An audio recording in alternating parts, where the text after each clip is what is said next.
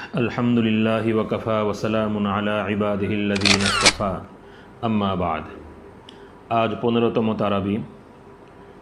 আজকের তারাবিতে 18তম পারা তেলাওয়াত করা হবে। এই পারায় সূরা মুমিনুন, সূরাতুন নূর ও সূরা ফুরকানের প্রথম দিকের কিছু অংশ তেলাওয়াত করা হবে।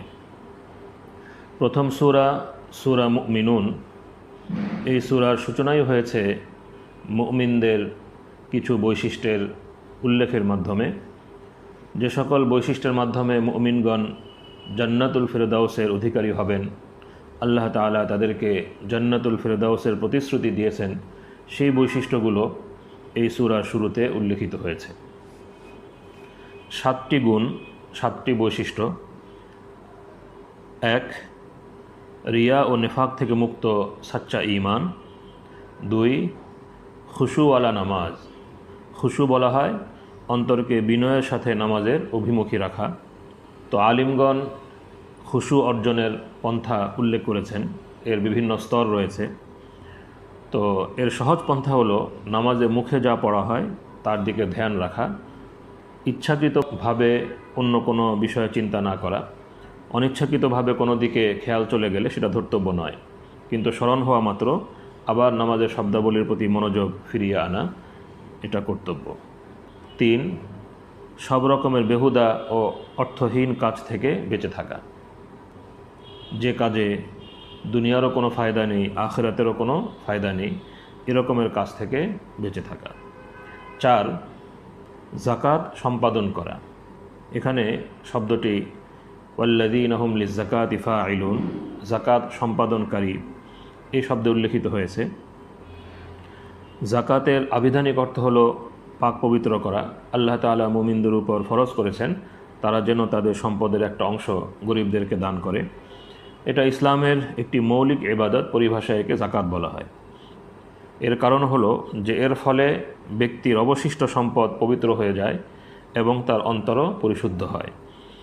তো চতুর্থ বৈশিষ্ট্য হিসেবে যা উল্লেখিত হয়েছে, এখানে যাকাত দ্বারা যেমন আর্থিক সেই প্রদেয় উদ্দেশ্য হতে পারে, তেমনিভাবে এর চেয়ে আরও বিস্তৃত অর্থও উদ্দেশ্য হতে পারে, যে এই প্রদেয়র পাশাপাশি সব রকমের মন্দ কাজ ও মন্দ চরিত্র থেকে পবিত্র ও পরিশুদ্ধ হওয়া, এটাও এর অন্তর্ভুক্ত হতে পারে। কোরআন মজিদে এখানে যে যাকাত আদায়কারী না বলে যাকাত সম্পাদনকারী বলা হয়েছে, এ থেকে এই বিস্তৃত অর্থের দিকে ইশারা হতে পারে এবং এই বিস্তৃত অর্থ উদ্দেশ্য হতে পারে। পঞ্চম বৈশিষ্ট্য হলো যে জিনা, ব্যভিচার এবং সব রকমের অশ্লীল কাজ থেকে মুক্ত ও পবিত্র থাকা। ষষ্ঠ বৈশিষ্ট্য হলো আমানতের হেফাজত করা এবং ওয়াদা করলে তা পূরণ করা। সপ্তম বৈশিষ্ট্য হলো নামাজের হেফাজত করা। নামাজের হেফাজত করা অর্থ হলো যে যথাসময়ে নামাজ পড়া, নামাজের শর্ত, আদব ও অন্যান্য নিয়মাবলী রক্ষা যত্নবান থাকা, সুন্দর ও সুচারুরূপে নামাজ আদায় করা। তো এই 7টি বৈশিষ্ট্য আল্লাহ রাব্বুল আলামিন মুমিনদের উল্লেখ করেছেন এবং এই বৈশিষ্ট্যের অধিকারীদের সম্পর্কেই আল্লাহ তাআলার প্রতিশ্রুতি, উলাইকা হুমুল ওয়ারিসুন আল্লাযীনা ইয়ারিসুনাল ফিরদাউসা হুম ফিহা খালিদুন। এরাই হলো সেই ওয়ারিস যারা জান্নাতুল ফিরদাউসের মিরাস লাভ করবে, তারা তাতে সর্বদা থাকবে। জান্নাতকে এই আয়াতে মুমিনদের মিরাস বলা হয়েছে। এর তাৎপর্য এই হতে পারে যে মিরাস এর সূত্রটি অত্যন্ত বৈশিষ্ট্যপূর্ণ। এই সূত্রে সংশ্লিষ্ট সম্পদ আপনা আপনি ব্যক্তির মালিকানায় এসে যায় এবং এসে যাওয়ার পর আর সে মালিকানা লুপ্ত হওয়ার কোনো অবকাশ থাকে না। তো ইশারা করা হচ্ছে যে জান্নাত লাভের পর পাছে তার থেকে তা কেড়ে নেওয়া হয়, মুমিন ব্যক্তির এরকম কোনো ভয় থাকবে না। নিশ্চিত মনে সে অনন্তকাল তাতে বসবাস করতে থাকবে। মুমিনদের সিফাতের বর্ণনার পর আল্লাহ তাআলা তাওহীদের দলিল উল্লেখ করেছেন।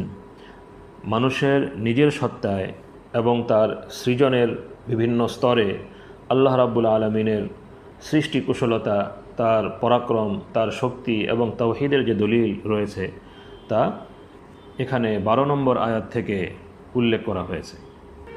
মাতৃগর্ভে মানুষের যে বিবর্তন, মানুষের সৃষ্টির যে বিভিন্ন স্তর, যেগুলো কোরআনে কারীম আজ থেকে 1400 বছর আগে উল্লেখ করেছে, যখন আরব আজমের কেউ এ সম্পর্কে মুখ খোলার সাহস বা সক্ষমতা কিছুই রাখত না, এবং আজকের মেডিকেল সায়েন্স এই বিষয়গুলো ধীরে ধীরে উপলব্ধি করতে পারছে এবং তাদের সামনে এই বাস্তবতা বিকশিত হচ্ছে, এটা প্রমাণ করে যে এই কোরআন আল্লাহ রাব্বুল আলামিনের পক্ষ থেকে অবতীর্ণ।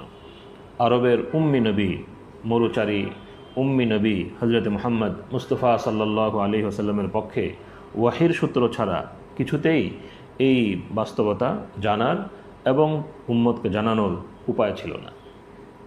তো মানুষ যদি চিন্তা করে তাহলে যেরকম আল্লাহ রাব্বুল আলামিনের কুদরত, তার শক্তি, তার পরাক্রম এবং তার তৌহিদের দলিল যেমন এখানে পেয়ে যাবে, ঠিক তেমনিভাবে এখানে কোরআনে কারীমের সত্যতারও দলিল রয়েছে। মানব সৃষ্টির আলোচনার পরেই আল্লাহ রাব্বুল আলামিন 15 এবং 16 নম্বর আয়াতে ইরশাদ করেছেন, সুম্মা ইন্নাকুম বা'দা যালিকা লামাইয়িতুন সুম্মা ইন্নাকুম ইয়াওমাল কিয়ামাতি তুবআসুন। অতঃপর এসবের পর অবশ্যই তোমাদের মৃত্যু ঘটবে, তারপর কিয়ামতের দিন অবশ্যই তোমাদেরকে পুনরায় জীবিত করা হবে। তো যেন সূক্ষ্ম ইঙ্গিত করা হলো যে আল্লাহ রাব্বুল আলামিন মাতৃগর্ভে এভাবে মানুষকে সৃষ্টি করতে পারেন, সেই মহাশক্তিমান সর্বশক্তিমান আল্লাহ আবারও মানুষকে পুনরায় জীবিত করার শক্তি রাখেন। তো মানবের সত্তায় আল্লাহ রাব্বুল আলামিনের শক্তিমত্তা এবং তার তাওহীদের যে দলিল রয়েছে তার আলোচনার পরে এবার প্রকৃতিতে, মানুষের চারপাশের প্রকৃতিতে আল্লাহ রাব্বুল আলামিনের পরিচয়ের যে নিদর্শনসমূহ ছড়িয়ে রয়েছে সে সম্পর্কে আল্লাহ তাআলা ইরশাদ করেছেন সামনের আয়াতগুলোতে। এখানে 3 প্রকারের প্রাকৃতিক দলিল প্রমাণ আল্লাহ রাব্বুল আলামিন উল্লেখ করেছেন, যেগুলো থেকে আল্লাহ পাকের পরিচয় লাভ করা সম্ভব। 1, 7 আসমান এবং এর মাঝে যে আজীব, যে আশ্চর্য বিস্ময়কর মহাজগৎ, বিস্ময়কর সৃষ্টি আল্লাহ রাব্বুল আলামিন সৃষ্টি করেছেন তার উল্লেখ। 7 আসমানের বিপুল বিস্তৃত ও বিস্ময়কর জগৎ সৃষ্টির বর্ণনার সাথে সাথে আল্লাহ তাআলা ইরশাদ করে দিয়েছেন, ওমা কুন্না আনিল খালকি গাফিলিন, আর সৃষ্টি সম্পর্কে আমি উদাসীন নই। এই আকাশমণ্ডলীর এবং মহাশূন্যের বিস্তৃতি সম্পর্কে যখন মানুষ চিন্তা করে, তখন এই পৃথিবী এবং এই পৃথিবীতে মানব জাতি এটা যে কত ক্ষুদ্র, সেই ক্ষুদ্রতা মানুষের সামনে খুবই পরিস্ফুট হয়ে পড়ে। তো আল্লাহ রাব্বুল আলামিন এই বিস্তৃত মহাজগৎ সৃষ্টির বর্ণনার পাশাপাশি এই কথাটাও বলে দিচ্ছেন যে এই ক্ষুদ্র পৃথিবী এবং এই ক্ষুদ্র পৃথিবীর আরও ক্ষুদ্র সৃষ্টি মানব সম্পর্কে আল্লাহ তাআলা কিন্তু গাফিল নন, উদাসীন নন। তার সকল প্রয়োজন সম্পর্কে তিনি অবগত এবং তার সকল প্রয়োজন তিনি তার চারপাশের জগতে সৃষ্টি করেছেন।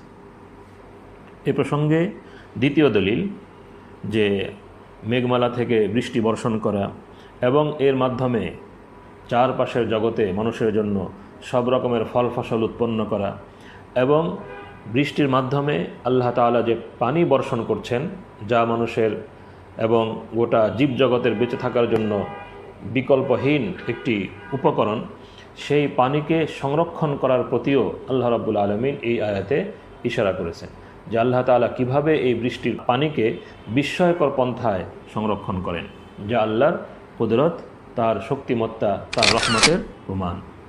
এরপর আল্লাহ তাআলা মানুষের প্রয়োজন পূরণের জন্য যে চতুষ্পদ গৃহপালিত পশু সৃষ্টি করেছেন এবং এদের মাধ্যমে মানুষের দুধ, গোশত, উল এবং আরও বিভিন্ন রকমের কাজকর্ম, বিভিন্ন রকমের প্রয়োজন পূরণের ব্যবস্থা আল্লাহ তাআলা করে দিয়েছেন, সেই কথাও সামনের আয়াতগুলোতে ইরশাদ করা হয়েছে।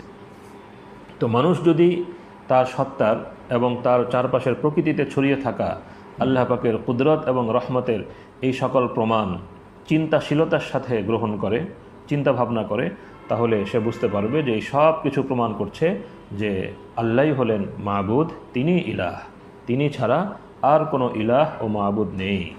আর এটাই হচ্ছে সকল আম্বিয়া কেরামের দাওয়াতের মূল কথা।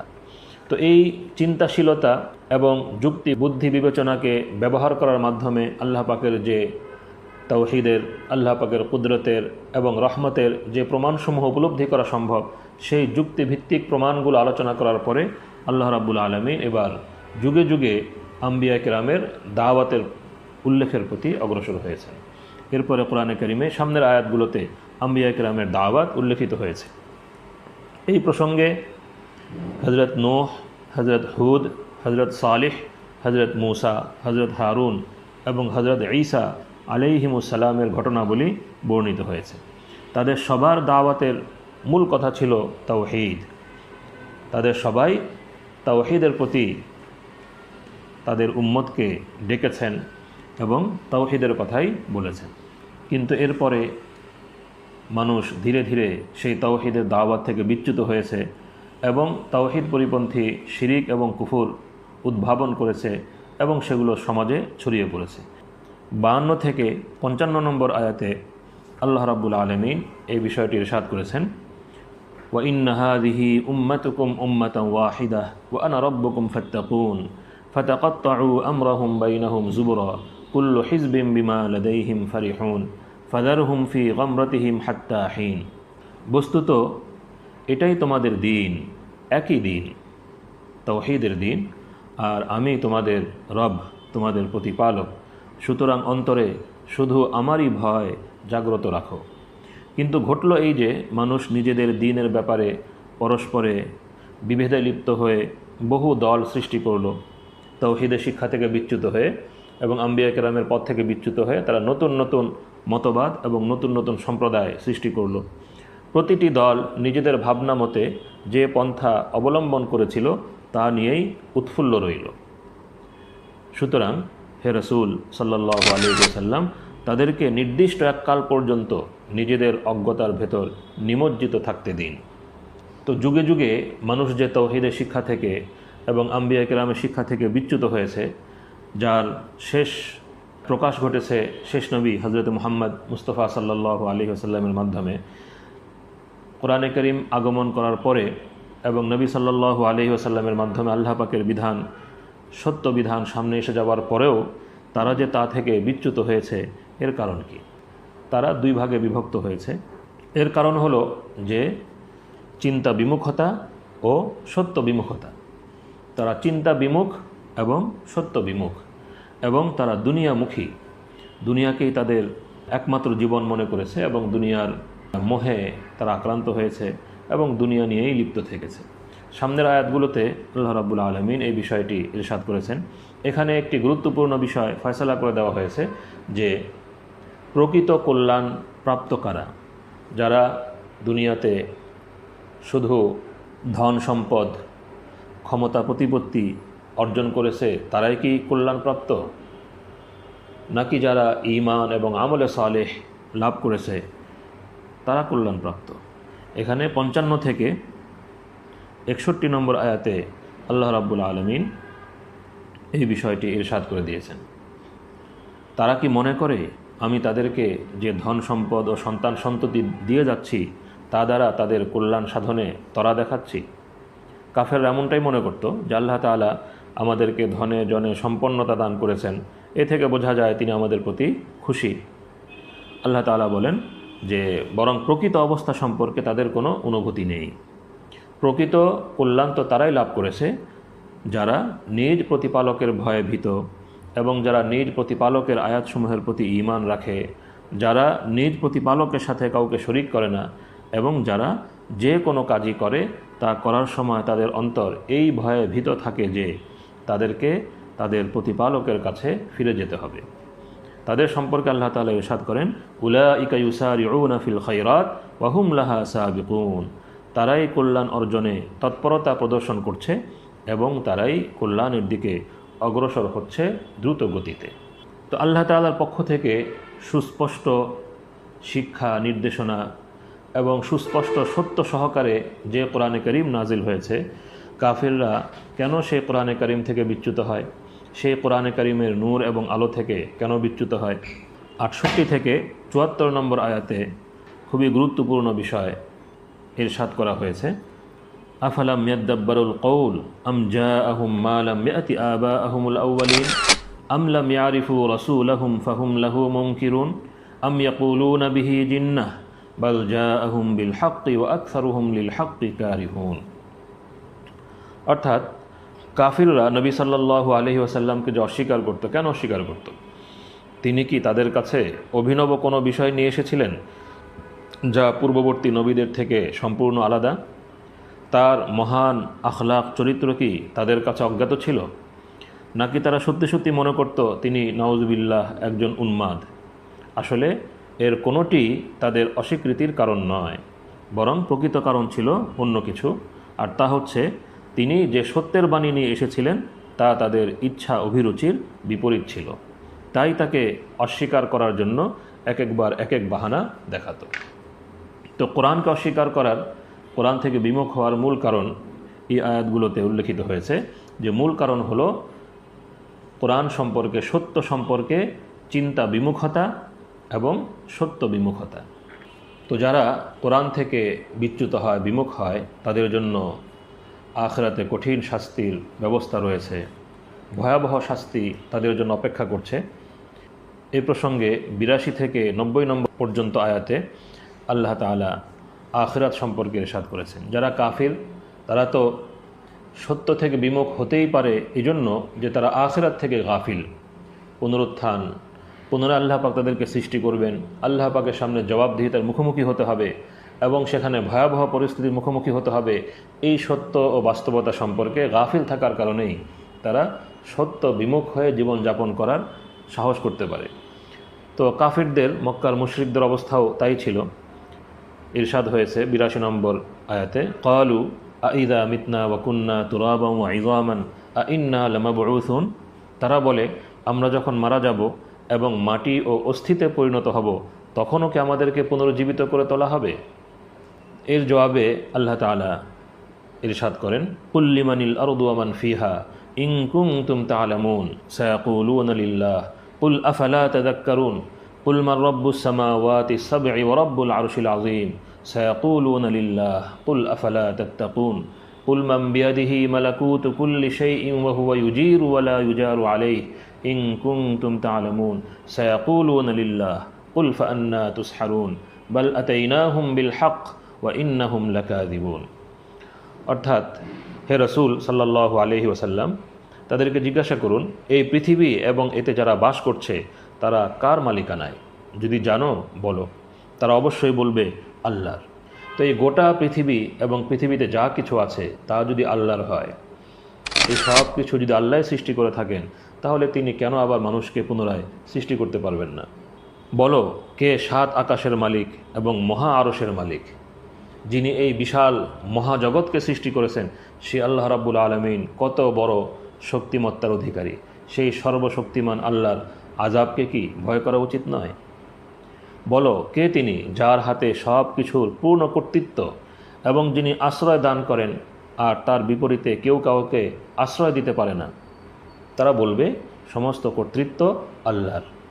তাহলে সব কর্তৃত্ব যদি আল্লাহরই থাকে এবং আল্লাহর বিপরীতে যদি কেউ কাউকে আশ্রয় দিতে না পারে, তাহলে এই সকল দেবদেবী, এই সকল মূর্তি যেগুলোকে আল্লাহর সমকক্ষ সাব্যস্ত করা হয়েছে, সেগুলো তো আল্লাহর আযাব থেকে তোমাদেরকে রক্ষা করতে পারবে না। তাহলে তোমাদের কর্তব্য হলো এক আল্লাহর দিকে ফিরে আসা, তাওহীদকে অবলম্বন করা এবং আখিরাতের সেই কঠিন পরিস্থিতি থেকে আত্মরক্ষা করার, আল্লাহ রাব্বুল আলামিনের আযাব থেকে আত্মরক্ষা করার ব্যবস্থা গ্রহণ করা। সামনে আখিরাতের ভয়াবহ দৃশ্য উল্লেখিত হয়েছে এবং যখন সেই আখিরাত সামনে এসে যাবে, তখন যে দুনিয়ার জীবন কত সামান্য ক্ষুদ্র মনে হবে, সেই অবস্থাটিও সামনের আয়াতগুলোতে উল্লেখ করে দেওয়া হয়েছে।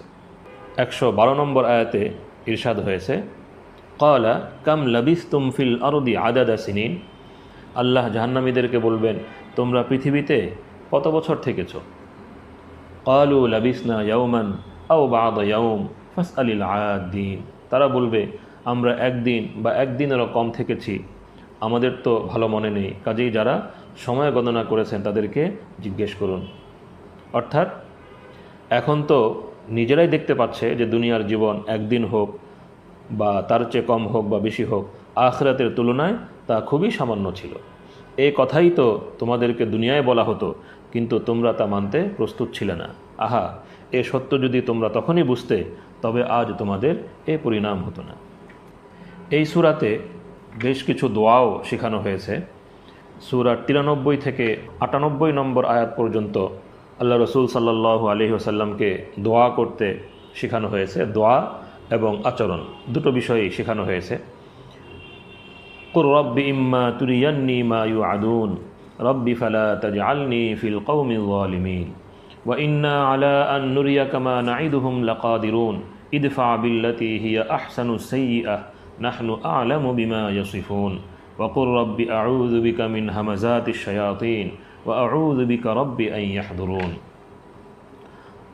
অর্থাৎ, হে রাসূল, আপনি দোয়া করুন যে হে আমার পালনকর্তা, কাফেরদেরকে যে আযাবের হুঁশিয়ারি দেওয়া হচ্ছে আপনি যদি আমার চোখের সামনেই তা নিয়ে আসেন, তাহলে হে আমার রব, আপনি আমাকে ওই জালিমদের অন্তর্ভুক্ত করেন না। ইরশাদ হয়েছে যে নিশ্চয়ই আমি তাদেরকে যে বিষয়ে হুঁশিয়ার করছি তা আপনার চোখের সামনে ঘটাতে আমি পূর্ণ সক্ষম, কিন্তু যতক্ষণ পর্যন্ত সে সময় না আসছে আপনি ইদফা বিল্লাতি হিয়া আহসানুস সাইয়্যাহ নাহনু আ'লামু বিমা ইয়াসিফুন, আপনি মন্দকে প্রতিহত করুন এমন পন্থায় যা হবে উৎকৃষ্ট, তারা যেসব কথা বলছে তা আমি ভালোভাবে জানি।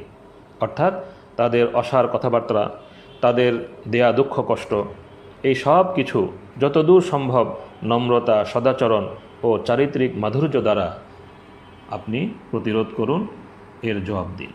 তাহলে নবী সাল্লাল্লাহু আলাইহি ওয়াসাল্লামকে কাফিরদের মন্দ আচরণের বিপরীতে উত্তম আচরণ প্রদর্শনের আদেশ দেওয়া হয়েছে, নির্দেশনা দেওয়া হয়েছে, এবং নবী সাল্লাল্লাহু আলাইহি ওয়াসাল্লামের পুরোটা জীবন ছিল এই নির্দেশনারই উত্তম দৃষ্টান্ত। আরও শেখানো হয়েছে যে আপনি দোয়া করুন, হে আমার পালনকর্তা, আমি শয়তানদের প্ররোচনা হতে আপনার আশ্রয় চাই। হে আমার প্রতিপালক, আমি আপনার কাছে আশ্রয় চাই যাতে তারা আমার কাছেও আসতে না পারে।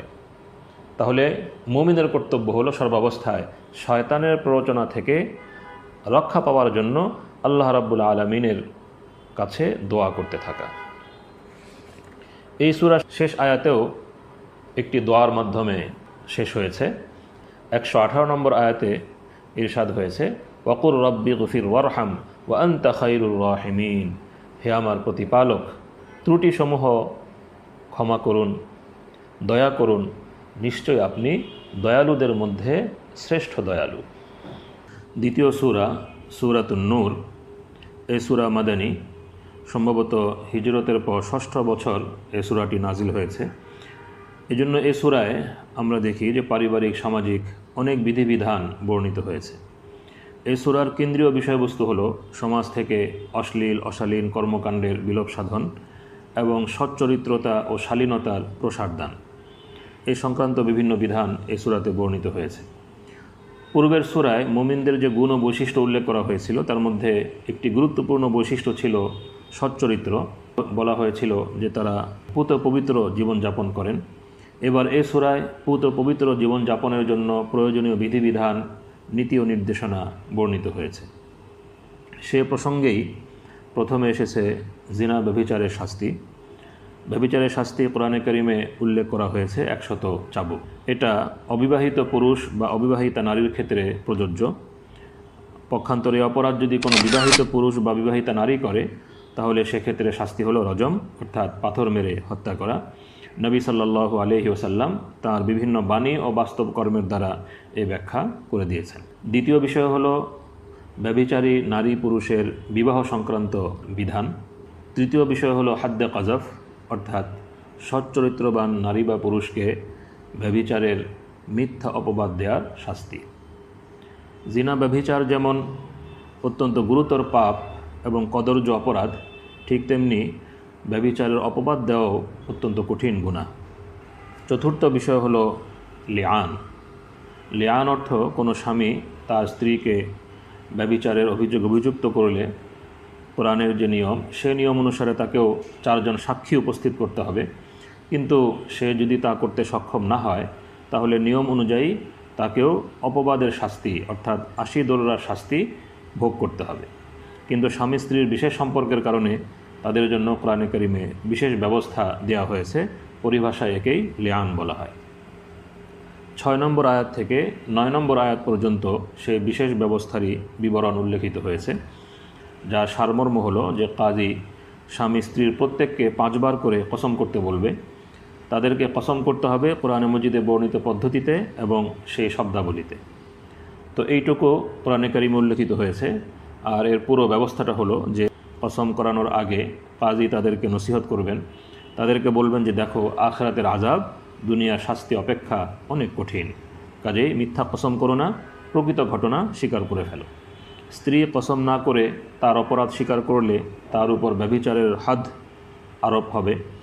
আর স্বামী কসমের পরিবর্তে যদি স্ত্রীর প্রতি মিথ্যা অপবাদ দেওয়ার বিষয়টি স্বীকার করে নেয়, তাহলে তার উপর হাদ্দে কাযাফ বা অপবাদের শাস্তি আরোপিত হবে। আর কোনোটাই যদি না হয়, উভয়ে যদি কসম করে ফেলে, তাহলে দুনিয়ায় তাদের কারো উপর শাস্তি জারি হবে না, কিন্তু কাজী তাদের মধ্যকার বিবাহ রহিত করে দিবে। এরপর সে নারীর কোনো সন্তান জন্ম নিলে এবং স্বামী তাকে নিজ সন্তান বলে স্বীকার না করলে তাকে মায়ের সাথেই সম্পৃক্ত করা হবে, অর্থাৎ তার পিতৃ পরিচয় থাকবে না, মায়ের পরিচয়ে সে পরিচিত হবে। পঞ্চম বিষয়টি হলো আম্মা জানা আয়েশা রাদিয়াল্লাহু আনহার নির্মলতার ঐশী সনদ, বিখ্যাত ঘটনা। আম্মা জানা আয়েশা রাদিয়াল্লাহু আনহার উপর মুনাফিকেরা যে মিথ্যা অপবাদ আরোপ করেছিল এবং গোটা মদিনার সমাজকে তারা কুলুষিত ও বিষাক্ত করে ফেলেছিল, আল্লাহ রসুল সাল্লাল্লাহু আলাইহি ওয়াসাল্লামকে অত্যন্ত মর্মাহিত ও অত্যন্ত মর্মান্তিক অবস্থার মধ্যে ফেলে দিয়েছিল। আল্লাহ রাব্বুল আলামিন কোরআনে কারিমে সেই বিষয়টি খুবই মহিমান্বিত উপস্থাপনায় ইরশাদ করেছেন। 11 থেকে 26 নম্বর আয়াত পর্যন্ত সেই ঘটনার দিকে ইশারা, এবং যারা এই ঘটনায় আম্মা জানা আয়েশা রাদিয়াল্লাহু আনহার প্রতি মিথ্যা অপবাদে লিপ্ত হয়েছে তাদের সকলের প্রতি কঠিন শাস্তি হুঁশিয়ারি এই আয়াতগুলোতে উচ্চারিত হয়েছে। এবং আম্মা জানা আয়েশা রাদিয়াল্লাহু আনহার পবিত্রতা ও চারিত্রিক নির্মলতা এত মহিমান্বিত পন্থা, এত মহিমান্বিত ভাষায় এই আয়াতগুলোতে বর্ণিত হয়েছে, যা মুমিনদের জন্য অত্যন্ত প্রশান্তিদায়ক। পাশাপাশি এই সূরাতে শোনা কথায় বিশ্বাস না করা, দলিল প্রমাণ ছাড়া কোনো কথা শোনা মাত্রই বিশ্বাস না করা, মুমিনদের পরস্পর সুধারণা পোষণ করা, এই ধরনের অনেকগুলো নীতি ও নির্দেশনা দান করা হয়েছে। ষষ্ঠ বিধানটি হলো একে অপরের ঘরে প্রবেশের সময় অনুমতি প্রার্থনা সংক্রান্ত গুরুত্বপূর্ণ বিধান ও নির্দেশনা। সপ্তম বিষয়টি হলো মুমিন নারী ও পুরুষের দৃষ্টিকে সংযত রাখা সংক্রান্ত বিধান। দৃষ্টিকে সংযত রাখা এবং পর্দা রক্ষা করার বিধানটি খুবই গুরুত্বের সাথে সূরাতুন নূরে বর্ণিত হয়েছে। অষ্টম বিষয়টি হচ্ছে সামর্থ্যবান ব্যক্তিদের জন্য বিয়ের ব্যবস্থা করা। আর নবম বিষয়টি হলো যে বিয়ের ক্ষেত্রে সামর্থ্য না থাকা বা অক্ষমতার ক্ষেত্রে সবরের বিধান। আর দশম বিষয়টি হলো দাসত্ব থেকে মুক্তি লাভ করবার জন্য তাদের আর্থিক সহযোগিতামূলক বিধান। 11তম বিষয়টি হলো, যা সেই সময়েও মুনাফিক ও মুশরিক সমাজে প্রচলিত ছিল, তা হলো দাসীকে জিনা ব্যভিচারে বাধ্য করা এবং পতিতাবৃত্তিতে লিপ্ত করা, যা একটি সমাজের অধঃপতনের জন্য খুবই ভয়াবহ একটি উপকরণ। তো কোরআনে কারিমে খুবই প্রজ্ঞাপূর্ণ উপস্থাপনের মাধ্যমে সে বিষয়ে বিধান দান করা হয়েছে।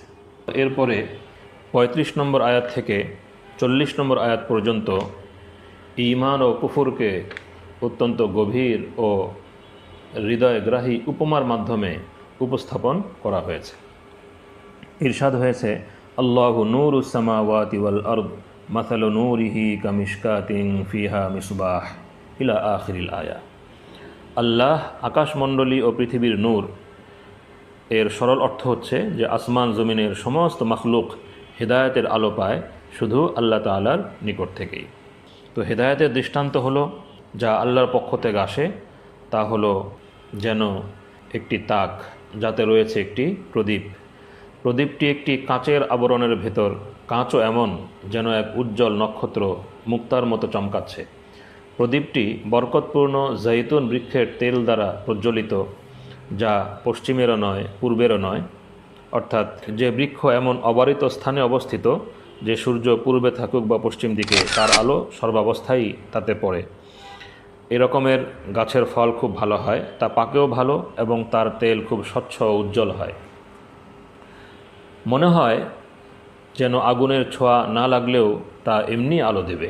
নূরের উপর নূর, আল্লাহ যাকে চান তার নূরে উপনীত করেন। আল্লাহ মানুষের কল্যাণার্থে দৃষ্টান্ত বর্ণনা করেন। আল্লাহ প্রতিটি বিষয়ে সম্যক অবগত। তো ঈমানদারদের একটি বৈশিষ্ট্য হলো মসজিদ এবং আল্লাহর ঘরের সাথে সম্পর্ক। এজন্য ঈমানের নূর এবং আলোর দৃষ্টান্ত দেওয়ার পরে মসজিদ সংক্রান্ত কিছু বিধান দেওয়া হয়েছে, যে মসজিদ সম্পর্কে আল্লাহ তাআলার হুকুম হলো যে এগুলোকে যেন উচ্চ মর্যাদা দেওয়া হয় ও সম্মান করা হয়। যারা এখানে ইবাদত করে তারা যে দুনিয়ার কাজকর্ম একেবারে ছেড়ে দেয় এমন নয়, বরং আল্লাহ তাআলার হুকুম অনুসারে জীবিকা উপার্জনের কাজও তারা করে, ব্যবসা বাণিজ্য বেচাকেনায়ও লিপ্ত হয়। তবে ব্যবসায়িক ধান্দায় পড়ে তারা আল্লাহ তাআলার স্মরণ ও তার হুকুম আহকাম পালন থেকে গাফিল হয়ে যায় না। তারা ওয়াক্তমতো নামাজ পড়ে, জাকাত ফরজ হলে তাও আদায় করে এবং কখনোই ভুলে যায় না যে এমন একটি দিন অবশ্যই আসবে যেদিন জীবনের সমস্ত কাজকর্মের হিসাব দিতে হবে। এরপর কুফরের দুটো উপমা 39 এবং 40 নম্বর আয়াতে উল্লেখিত হয়েছে। ওয়াল্লাযীনা কাফারু আ'মালুহুম কাসারাবিন বিকিআতিন ইয়াহসাবুহু যামআনু মাআ হাত্তা ইযা জাআহু লাম ইয়াজিদহু শাইআন ওয়া ওয়াজাদাল্লাহা ইনদাহু ফাওয়াফাহু হিসাবাহু ওয়াল্লাহু সারিউল হিসাব। যারা কুফর অবলম্বন করেছে তাদের কার্যাবলী যেন মরুভূমির মরীচিকা। অর্থাৎ মরুভূমিতে যে বালুকা রাশি চিকচিক করে দূর থেকে তাকে মনে হয় পানি, আসলে তা পানি নয়, মরীচিকা। আরবিতে মরীচিকাকে বলা হয় সারাব। সফরের সময় মুসাফিরগণ ভ্রমবশত একেই পানি মনে করে বসে, কিন্তু বাস্তবে তা কিছুই নয়। ঠিক এরকমই কাফেররা যে পুণ্যকর্ম করে তারা মনে করে যে তারা পুণ্যকর্ম করছে, পরকালে এ কর্ম তাদের কাজে আসবে, কিন্তু ঈমান না থাকার কারণে বাস্তবে তারা কিছুই কামাই করতে সক্ষম হচ্ছে না। এ সবই মরীচিকার মতোই ফাঁকি। আরেকটি দৃষ্টান্ত হলো যে তাদের কার্যাবলীর দৃষ্টান্ত এরকম যেন গভীর সমুদ্রে বিস্তৃত অন্ধকার, যাকে আচ্ছন্ন করে তরঙ্গ, যার উপর আরেক তরঙ্গ এবং তার উপর মেঘরাশি, এভাবে স্তরের উপর স্তরে বিন্যস্ত আধারপুঞ্জ। কেউ যখন নিজের হাত বের করে তাও সে দেখতে পায় না। মুফাসসিরগণ বলেন যে প্রথম উপমাটি হলো ওই সকল কাফিরের যারা পরকালে বিশ্বাস করে, পাপ পুণ্যে বিশ্বাস করে, কিন্তু ইসলাম কবুল করেনি, তাওহীদ এবং রিসালাতকে স্বীকার করেনি, তাদের দৃষ্টান্ত। আর দ্বিতীয়টি হলো ওই সকল কাফির যারা পরকালে বিশ্বাস করে না। যেহেতু প্রথমোক্ত দল পরকালে বিশ্বাস করত, তাদের প্রত্যাশার একটা আলো তাদের মধ্যে ছিল, সেজন্য তাদের দৃষ্টান্ত মরুভূমির মরীচিকার সঙ্গে দেওয়া হয়েছে। আর যারা পরকালে বিশ্বাস করে না তাদের মধ্যে এই পার্থিব জীবনের জন্য এই প্রত্যাশার আলোটুকুও যেহেতু নেই, তো তাদের উপমা হলো যে যেন গভীর সমুদ্রে বিস্তৃত অন্ধকার। আবার এও হতে পারে যে কাফিরদের বিভিন্ন কর্মের জন্য বিভিন্ন উপমা দেওয়া হয়েছে, যে সকল কাজ তারা পুণ্যের কাজ মনে করে, পরকালের সঞ্চয় মনে করে যে সকল কাজ করে, তার উপমা হলো মরীচিকা। আর যে সকল কাজ তারাও করে পরকালের পুণ্যের উদ্দেশ্যে নয়, বরং তারা নিজেদের প্রবৃত্তির তাড়নায় বা বিভিন্ন উদ্দেশ্যে করে, সেগুলো হলো পুঞ্জীভূত অন্ধকার, যাতে আলোর লেশ মাত্র থাকে না। তো এখানে সমুদ্র গর্ভের অন্ধকার হলো তাদের কুফরি আকিদা বিশ্বাসের উপমা। এর সঙ্গে রয়েছে তাদের অসৎকর্ম, রয়েছে তাদের জেদ ও হটকারিতা, যেন অন্ধকারের এক তরঙ্গের উপর আরেক তরঙ্গ, এভাবে উপর নিচ স্তর বিশিষ্ট নিবিড় অন্ধকার পুঞ্জীভূত। এরূপ ঘন অন্ধকারের ভেতর মানুষ যেমন নিজের হাতও দেখতে পায় না, তেমনিভাবে কুফর ও নাফরমানির অন্ধকারে আচ্ছন্ন থাকার কারণে তারা নিজেদের স্বরূপও উপলব্ধি করতে পারছে না। এই সূরা শেষের দিকে আল্লাহ তাআলা পারিবারিক বিভিন্ন আদব এবং সামাজিক বিভিন্ন আদব শিক্ষাদান করেছেন। সেই আদবগুলোর মধ্যে রয়েছে যে ঘরে এক কক্ষ থেকে আরেক কক্ষে, মা বাবা যেখানে একান্তে অবস্থান করেন সেই কক্ষে প্রবেশের সময় অনুমতি প্রার্থনা। সাবালক ছেলেরা তো অনুমতি প্রার্থনা করবে ঘরে প্রবেশের সময়, আর যারা নাবালক তাদেরকেও শিখাতে হবে তারা যেন অন্তত ফজরের আগে, দুপুরে বিশ্রামের সময়, এশার পরের বিশ্রামের সময়, যখন মানুষ একটু খোলামেলা পোশাকে থাকে, ওই সময়ও যেন তারা মা বাবার কক্ষে যাওয়ার সময়, বড়দের কক্ষে যাওয়ার সময় অনুমতি নিয়ে সেই কক্ষে প্রবেশ করে। যে সকল নারী খুবই বৃদ্ধা, তাদের তো পূর্ণ পর্দা করার প্রয়োজন নেই, কিন্তু কোরআন বলছে যে তারাও যদি তাকওয়া অবলম্বন করেন এবং তারাও যদি পূর্ণ পর্দা করেন, পরপুরুষের সামনে যাওয়ার সময় বোরকা এবং চাদর আবৃত হয়ে তারা যান, সেটাই তাদের জন্য উত্তম। একটি গুরুত্বপূর্ণ আদব যে ঘরে প্রবেশের সময় সালাম দেয়া, এটাও সূরা নূরে শেষের দিকে উল্লেখিত হয়েছে। আর সর্বশেষে একটি আদব যে ইজতেমাই এবং সামষ্টিক কোনো কাজে যখন একত্রে থাকা হয় তো কোনো প্রয়োজনে যেতে হলে অনুমতি নিয়ে সেখান থেকে প্রস্থান করা। মুনাফিকরা এই সকল আদবের ক্ষেত্রে অবহেলার প্রদর্শন করত, তো তাদের অবস্থাও এই সূরাতে বলে দেওয়া হয়েছে। আর সূরা শেষের দিকে বিশেষভাবে আল্লাহ রসুল সাল্লাল্লাহু আলাইহি ওয়াসাল্লামের মর্যাদা, তার আহ্বানে সাড়া দেয়া এবং তাকে মর্যাদার সাথে সম্বোধন করার আদব উল্লেখিত হয়েছে এবং এর মধ্য দিয়েই এই সূরার সমাপ্তি ঘটেছে। আল্লাহ তাআলা আমাদেরকে কোরআনে কারীমের নূর এবং আলো গ্রহণ করার তৌফিক দান করুন। ওয়া আখিরু দাওয়ানা আনিল হামদুলিল্লাহি রাব্বিল আলামিন।